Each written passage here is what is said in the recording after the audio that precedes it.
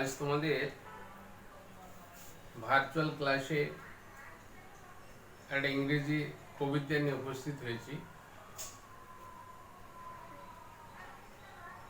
এ K Ramanujan নাম শুনেছ? অ্যাডটিপেট কৃষ্ণস্বামী রামানুজন। এই এ কে রামানুজনের একটা কবিতা সেলফ পোর্ট্রেট, এইটা নিয়ে আলোচনা করব। তো তার আগে কয়েকটা কথা বলি। যারা ইংরেজি পড়তে ইচ্ছুক বা ইংরেজি সাহিত্যের প্রতি যাদের ইন্টারেস্ট রয়েছে তাদের উদ্দেশ্যে বলছি। কারণ ইংরেজি সাহিত্য জানতে বুঝতে গেলে তোমার যে ফিল্ড অফ স্টাডি, পড়ার ক্ষেত্র তোমাকে বাড়াতে হবে, ঠিক আছে? The more you will expand your field of study, the more your vocabulary will increase, the more your stock of words will increase. যত পড়ার ক্ষেত্র বাড়াবা তত তোমার শব্দ ভান্ডার বৃদ্ধি পাবে, নতুন নতুন জিনিস জানা যাবে। শুধু সিলেবাস ভিত্তিক পড়লেই কিন্তু জ্ঞানের ক্ষেত্র প্রসারিত হবে না। The process of acquiring knowledge is ever expanding. জ্ঞান অর্জনের প্রক্রিয়া তো চির প্রসারমান। তো এই জন্য আমি নতুন নতুন কিছু কবিতা নিয়ে আলোচনা করছি, যাতে এটা তোমাদের মানে ভোকাবুলারি ও স্টক অফ ওয়ার্ড বৃদ্ধির ক্ষেত্রে কাজে লাগে, ইংরেজি সাহিত্যের প্রতি ইন্টারেস্টটা গ্রো হয়। তো এ কে রামানুজনের একটা কবিতা সেলফ পোর্ট্রেট সম্পর্কে আজ আমরা জানবো। Self portrait. তো কবিতার বিষয়ে আসার আগে আমরা কবি সম্পর্কে একটু জানি যে Attipat Krishnaswami Ramanujan was born in Mysore. আমরা যেটাকে মহীশূর বলি, মাইসোরে তিনি জন্মগ্রহণ করেন ইন 1929 ইনটু এ তামিল ব্রাহ্মণ ফ্যামিলি। এটা তামিল ব্রাহ্মণ পরিবারে 1929 খ্রিস্টাব্দে এ কে রামানুজনের জন্ম। His father was a professor of mathematics and his mother a house wife. ঠিক আছে, তার বাবা ছিলেন একজন ম্যাথমেটিক্সের অধ্যাপক ছিলেন, তার মা একজন হাউস ওয়াইফ ছিলেন। ঠিক আছে,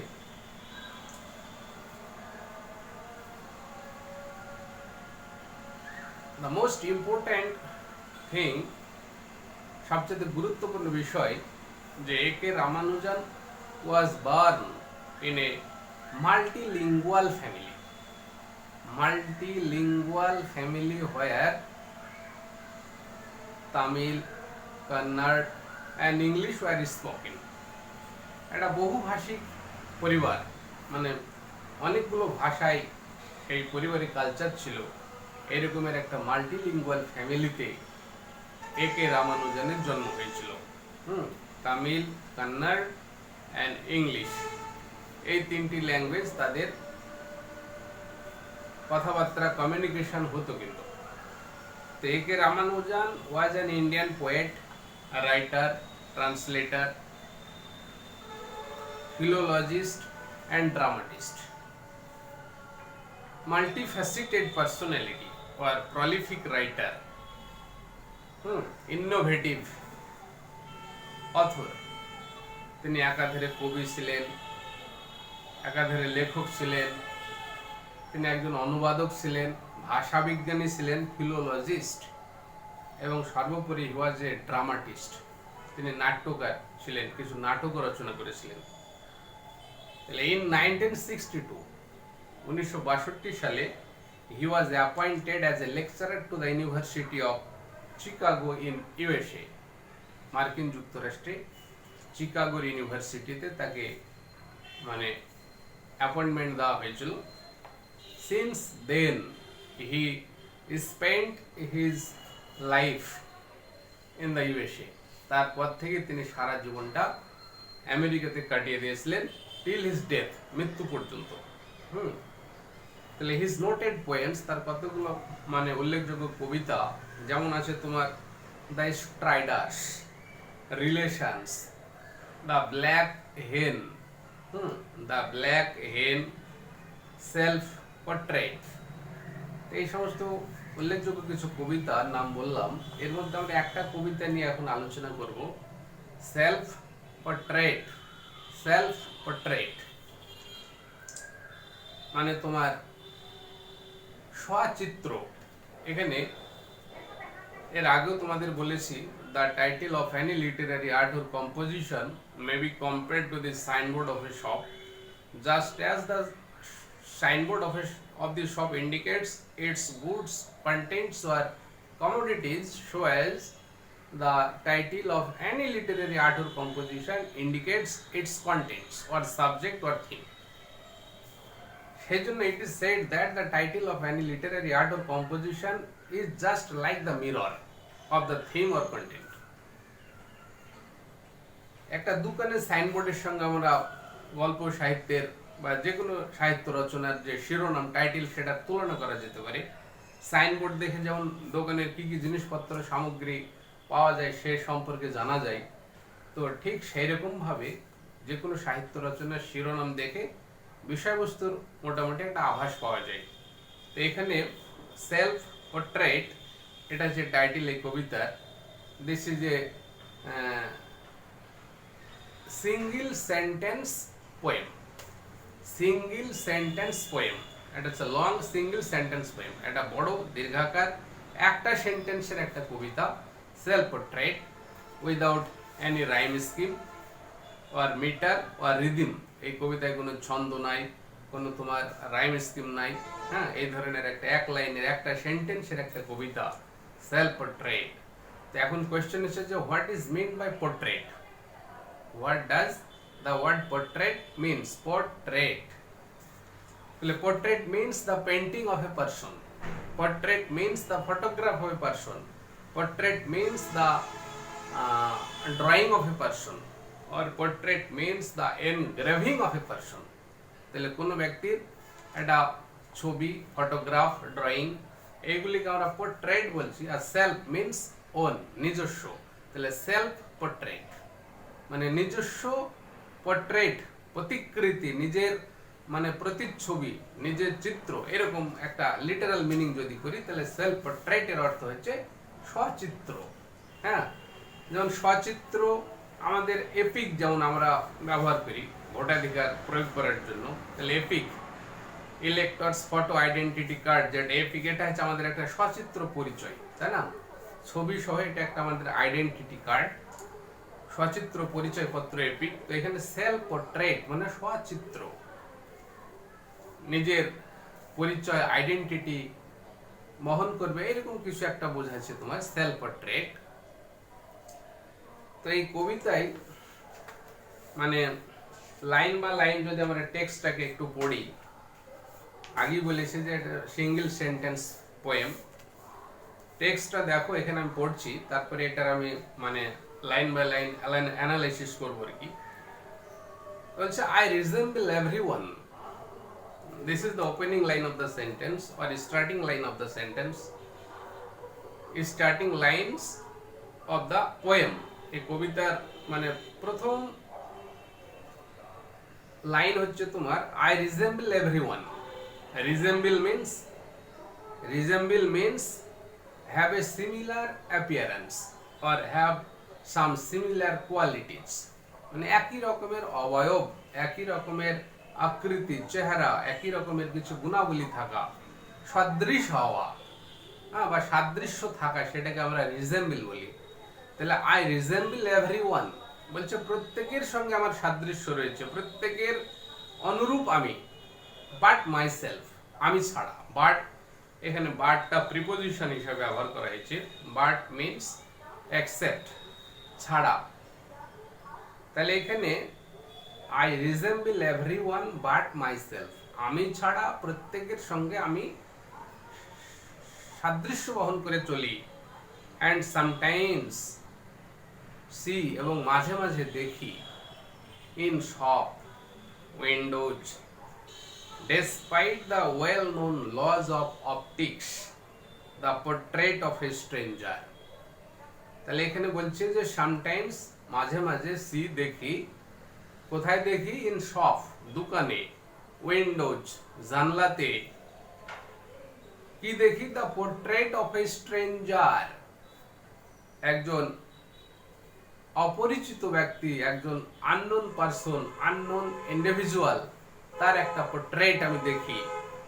হ্যাঁ, despite the well known laws of optics.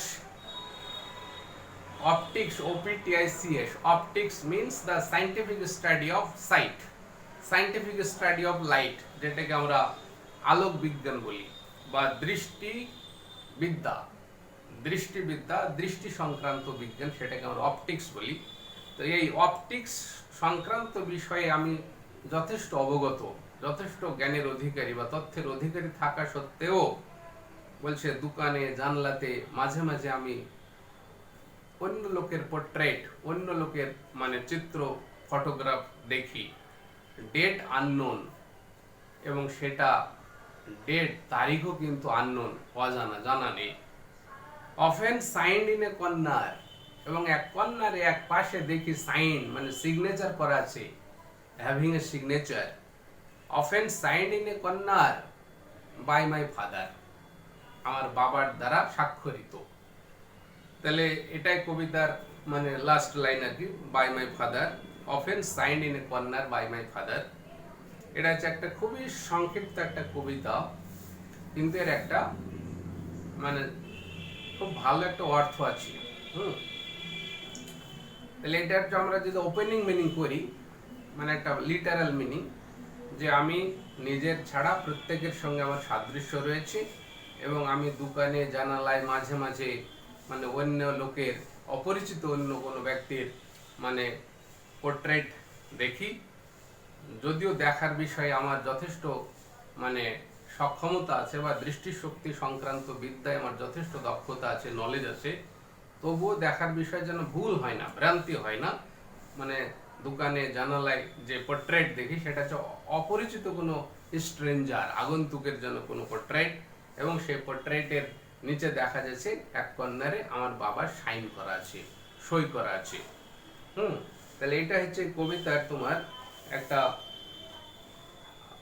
Opening meaning বা বাহ্যিক অর্থ যদি আমরা বলি, কিন্তু এখানে একটা অন্তর্নিহিত অর্থ আছে কবিতার। কি বোঝাতে চাইছে কবিতার মাধ্যমে সেটা আমরা একটু অ্যানালাইসিস করব। তার আগে এবার মানে লাইন বাই লাইন অ্যানালাইসিস যদি আমরা করি, তাহলে এখানে দেখো, the poet means to say, কবি বলতে চেয়েছেন, he resembles everyone but has no identity of his own. বলছে সে প্রত্যেকের সঙ্গে তার সাদৃশ্য রয়েছে। He bears similarity, he bears resemblance with everybody, but he has no identity of his own. তার নিজস্ব কোনো আইডেন্টিটি নাই, তার নিজস্ব কোনো পরিচয় নাই। ঠিক আছে? তাই এখানে যে রিজেম্বল কথাটা ব্যবহার করা হয়েছে, এই রিজেম্বলেন্স মানে সাদৃশ্য, এই রিজেম্বলেন্স কথাটার অর্থ দুই রকম হতে পারে।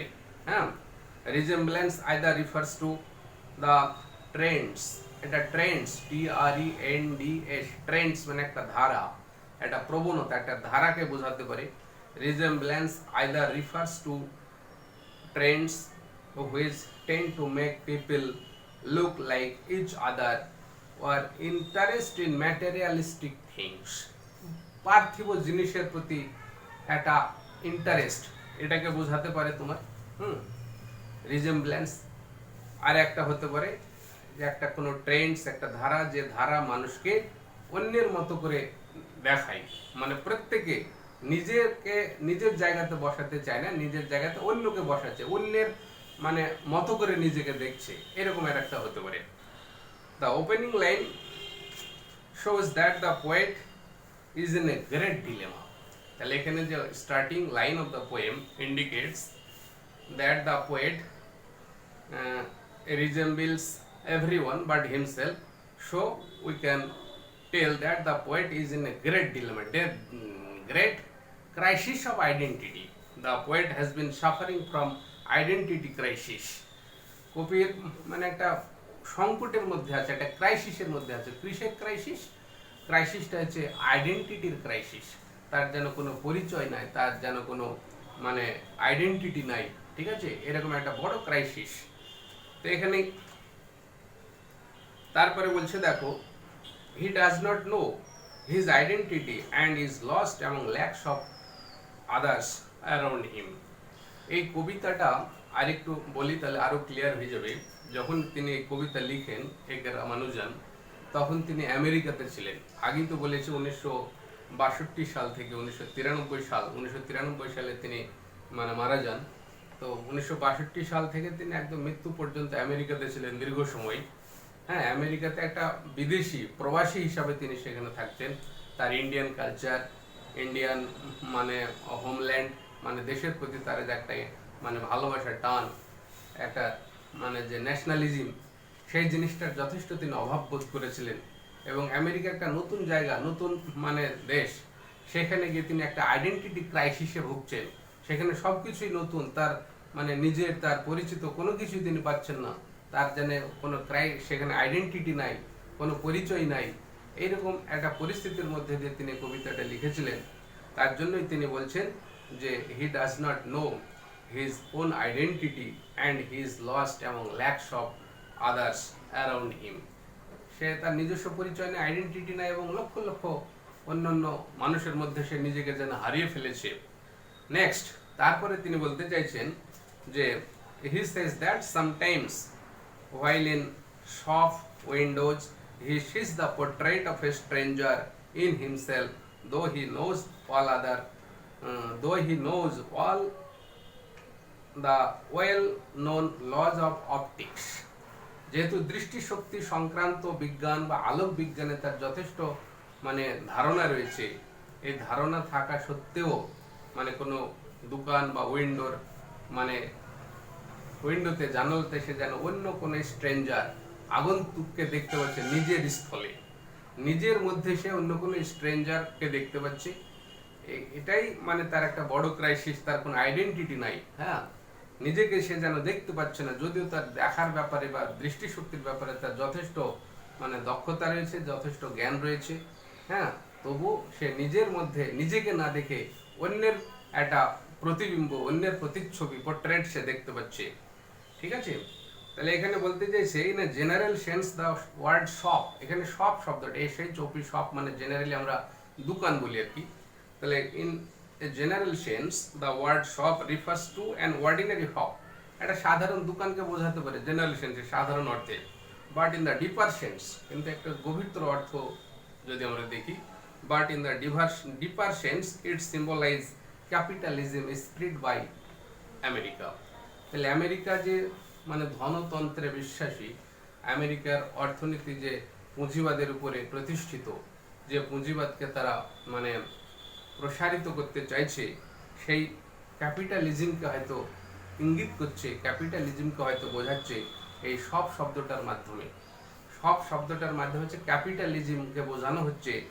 আর উইন্ডো শব্দটা, window, the word window I think symbolize the attitude, character and identity built by capital and material possessions. ঠিক আছে, তাহলে উইন্ডো শব্দটা এখানে আমার মনে হয় উইন্ডো শব্দের মাধ্যমে অ্যাটিটিউড, ইন্টারেস্ট, ক্যারেক্টার, এই জিনিসগুলোকে বোঝানো হয়েছে। যে অ্যাটিটিউড, ক্যারেক্টার, ইন্টারেস্ট মানে ধনতন্ত্রের উপর প্রতিষ্ঠিত হয়েছে বা পার্থিব মানে ভোগ্য দ্রব্য সামগ্রীর উপরে প্রতিষ্ঠিত হয়েছে। Well known laws of optics probably means that he knows well how to see, মানে দেখার ব্যাপারে তার কোনো ঘাটতি নেই। হ্যাঁ, হি হ্যাজ সাউন্ড ভিশন বা he has a clear vision, তার যে দৃষ্টিশক্তি সেটা হচ্ছে ভেরি ক্লিয়ার, খুবই পরিষ্কার। কাজেই তার মানে দৃষ্টিশক্তি বা দর্শনের ক্ষেত্রে কোনো রকমের মানে কোনো ত্রুটি নেই। Yet he fails to see himself in materialistic life. তবুও বলছে যে এই পার্থিব জগতে, পার্থিব জীবনে সে নিজেকে দেখতে সক্ষম হচ্ছে না। He is not able to see himself in the materialistic life. এই পার্থিব জীবনে সে নিজেকে যেন খুঁজে পাচ্ছে না, নিজেকে দেখতে পাচ্ছে না। হ্যাঁ, rather there stands a stranger person who is not his original self. তাহলে সে নিজের মানে সত্তা, অরিজিনাল সেলফ, নিজের সত্তাকে না দেখে সে একটা আগন্তুককে দেখছে, অপরিচিত আননোন পার্সনকে সে দেখতে পাচ্ছে। আর এখানে আরেকটা শব্দ দেওয়া আছে দেখো, ডেট আননোন। ডেটটা হচ্ছে আননোন। এখানে ডেট আননোন এটা কি বোঝাচ্ছে? Date unknown probably refers to the poet's inability to find for how long he has not been able to discover his original self. তার নিজস্ব সত্তা, তার নিজস্ব আইডেন্টিটি কে সে কতদিন ধরে মানে খুঁজে পায়নি, বা এই ব্যাপারে তার কত দিন ধরে অক্ষমতা রয়েছে, এই ডেটটাই হচ্ছে মানে তার কাছে হয়তো অজানা। তাহলে date unknown refers to the poet's inability, date unknown probably refers to the poet's inability to find out for how long he has not been able to discover his true identity or own identity, তার নিজস্ব পরিচয় আইডেন্টিটিকে সে কতদিন ধরে খুঁজে পায়নি, এই ডেটটা হচ্ছে তার কাছে অজানা। এটাকেই বলছে ডেট আননোন। তারপরে বলছে এখানে দেখো, the identity signed in a corner by his father. সে আইডেন্টিটির নিজে একটা কর্নারে তার বাবার একটা সিগনেচার করা আছে, সাইন করা আছে। তাই বলছে এখানে সাইন্ড ইন এ কর্নার, এই ফ্রেজটার অর্থ কি? Signed in a corner means that he did not get an opportunity to have his own identity. তার নিজস্ব আইডেন্টিটি পাওয়ার জন্য কোনো সুযোগ তাকে দেওয়া হয়নি, তার নিজস্ব আইডেন্টিটি অর্জন করার জন্য তাকে কোনো সুযোগ দেওয়া হয়নি। Rather it was given by his father, বরং তার যেটুকু পরিচয় সেই পরিচয়টুকু তার বাবা তাকে দিয়েছিল। এটাই মানে এর অর্থ এখানে এটাই বোঝাতে চেয়েছে। দাস ইন দ্য বিগিনিং, আমরা দেখছি যে in the beginning of the poem the poet seems to be dissatisfied with a capitalistic society, and in the end too the poet is unhappy with the patriarchal society in which he has been brought up, and in which society his identity has been given by his own father, and he did not get any opportunity to have his own identity. এটা হচ্ছে কবিতার তোমার line by line যদি analysis করি আমরা, তাহলে এই অর্থটাই আমরা এখান থেকে পাচ্ছি। এবার এই কবিতার কিছু আমরা একটু ডিপার মিনিংটা বোঝার চেষ্টা করি, ঠিক আছে? ডিপার মিনিংটা একটু বোঝার চেষ্টা করি। তাহলে এখানে the poem self portrait, the poem Self-Portrait, written by A.K. Ramanujan, depicts his struggle of the poem Self-Portrait, written by A.K. Ramanujan, depicts the struggle of modern man for identity. এই কবিতার যদি আমরা সারসংক্ষেপ করি আর কি, যেখান থেকে যে মূল মেসেজ, যে কি কোন জিনিসটা আমরা শিখতে পেলাম, what is the teaching points behind this poem the poet wants to teach, এটা আমরা বলতে গিয়ে এটাই বলতে হবে, যা poem portrait ডেপিক্টস or deals with the struggle of the modern man for his identity. এই যে আধুনিক মানুষ, মডার্ন ম্যান, তার আইডেন্টিটি ক্রাইসিস রয়েছে, সেই আইডেন্টিটি ক্রাইসিসের জন্য তার যে লড়াই, স্ট্রাগল, সেটাকেই সম্ভবত এই কবিতা বর্ণনা করছে। দি modern world is the world of materialism and capitalism. এই আধুনিক পৃথিবী, আধুনিক জগৎ, আধুনিক দুনিয়া হচ্ছে পুঁজিবাদের দুনিয়া, মানে পার্থিব দুনিয়া। এখানে মানুষ মানে প্রত্যেকে পার্থিব বস্তু, পার্থিব সামগ্রী খোঁজার জন্য সবসময় ব্যতিব্যস্ত হয়ে আছে। Hence, in the quest of all the material benefits or material things, the modern man forgets his identity. এই পৃথিবীতে বর্তমান এই আধুনিক দুনিয়াতে পৃথিবী মানুষ এতটাই মানে নিজের পার্থিব বস্তু সামগ্রী অন্বেষণের জন্য এতটাই সে ব্যস্ত, এতটাই সে লড়াই করে থাকে যে তার মানে নিজস্ব যে আইডেন্টিটি সেটাকেই সে ভুলে যায়। ইন টুডেজ ওয়ার্ল্ড, বলছে আজকের দুনিয়াতে, in today's world every individual has put on his face another face. আজকের দুনিয়াতে, আজকের জগতে প্রতিটা ব্যক্তি তার মুখের উপর অন্য একজন ব্যক্তির প্রতিচ্ছবি মানে লাগিয়ে রেখেছে। এটাই বলতে চাইছে যে every individual has put on his face another man's face. ঠিক আছে, the poet who moved to the USA is no different from the modern man. যে কবি আমেরিকাতে পাড়ি দিয়েছিলেন মানে চাকরির স্বার্থে, যে ইউনিভার্সিটি অফ চিকাগোতে তাকে অ্যাপয়েন্টমেন্ট দেওয়া হয়েছিল, সেখানে তিনি গিয়েছিলেন এবং মৃত্যু পর্যন্ত দীর্ঘ সময় আমেরিকাতে অতিবাহিত করেছিলেন। তো এখানে তিনি বলতে চাইছেন, the poet who moved to the USA is no different from the modern man. In fact, being brought up in a capitalistic society or in a capitalistic world, country, the poet has also lost his own identity, and thus in the poem he tries to discover his original self. তাহলে এখানে তিনি একটা পুঁজিবাদী সমাজ ব্যবস্থায়, একটা পুঁজিবাদী বা ধনতান্ত্রিক একটা সমাজ ব্যবস্থাতে তিনি দীর্ঘদিন সময় কাটিয়েছেন, সেখানে লালিত পালিত হয়েছেন, বড় হয়েছেন, হ্যাঁ, এবং এই করতে গিয়ে তার নিজস্ব সত্তা, নিজস্ব আইডেন্টিটি সে হারিয়ে ফেলেছে।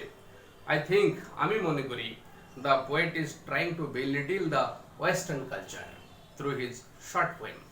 এই ছোট্ট কবিতার মাধ্যমে কবি হয়তো পশ্চিমা সংস্কৃতি, পশ্চিমা যে পুঁজিবাদ বা পশ্চিমা যে কালচার, সেটাকে হয়তো তিনি খর্ব করতে চেয়েছেন। হ্যাঁ, এটা আমার মনে হচ্ছে the poet is trying to belittle the status, dignity, rank of the western people. He also is trying to belittle the western culture, rather prefers his own eastern culture, এবং তিনি হয়তো প্রাচ্যের কালচারকে বেশি পছন্দ করছেন এবং ওয়েস্টার্ন কালচারকে তিনি ক্রিটিসাইজ করছেন, এটাকে ছোট করে দেখেছেন।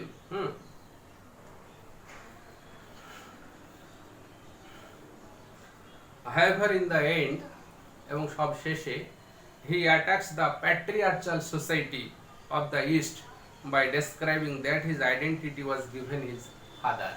এবং কবিতার শেষে এই পুরুষতান্ত্রিক সমাজ, ভারতীয় ভারতের যে পুরুষতান্ত্রিক সমাজ ব্যবস্থা, male dominated society in India, এটাকেও তিনি ক্রিটিসাইজ করেছেন, এটাকেও তিনি অ্যাটাক করেছেন। He is unhappy with the patriarchal society or male dominated society in which his identity was given by his father or by his parents. যে পুরুষতান্ত্রিক সমাজে তার আইডেন্টিটি তার বাবা মা তাকে দিয়েছিল, he did not get any opportunity to have his own identity or to have his own self. তার নিজের সত্তা বা নিজের আইডেন্টিটি পাওয়ার জন্য তাকে কোনো সুযোগ দেওয়া হয়নি, তার বাবা মা তাকে তার আইডেন্টিটি দিয়েছে, এটাই হয়তো বলতে চেয়েছে।